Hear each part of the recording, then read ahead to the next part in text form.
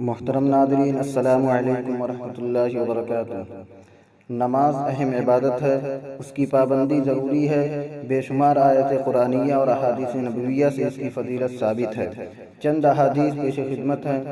رسول اللہ صلی اللہ علیہ وسلم نے ارشاد فرمایا، جس نے نماز کی پابندی کی تو نماز اس کے لیے قیامت کے دن نور، حجت اور نجات کا سبب بنے گی۔ آپ صلی اللہ علیہ وسلم ایک مرتبہ پتجھڑ کے موسم میں باہر تشریف لے گئے اور ایک درخت کی دو ٹہنیوں کو پکڑ کر ہلایا، جس کی وجہ سے درخت سے پتے جھڑنے لگے۔ آپ صلی اللہ علیہ وسلم نے فرمایا، اے ابو در نے عرض کیا، یا رسول اللہ، میں حاضر ہوں۔ آپ نے فرمایا، دیکھو، جب کوئی مسلمان نماز پڑھتا ہے اور اس کے ذریعے اللہ کی خوشنودی اور رضا کا طالب بنتا ہے تو اس کے گناہ اسی طرح جھڑ جاتے ہیں جس طرح اس درخت کے پتے جھڑ رہے ہیں۔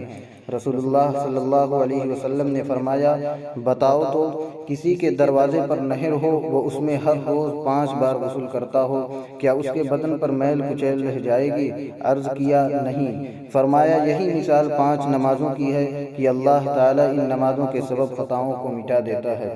حضرت عبداللہ بن مسعود رضی اللہ عنہ کہتے ہیں کہ میں نے آپ صلی اللہ علیہ وسلم سے دریافت کیا، اے اللہ کے رسول، اللہ تعالیٰ کو بندے کا کون سا عمل سب سے زیادہ پسند ہے؟ آپ صلی اللہ علیہ وسلم نے فرمایا، وقت پر نماز پڑھنا۔ اللہ تعالیٰ ہم سب کو نماز کی پابندی کرنے کی توفیق نصیب فرمائے، آمین۔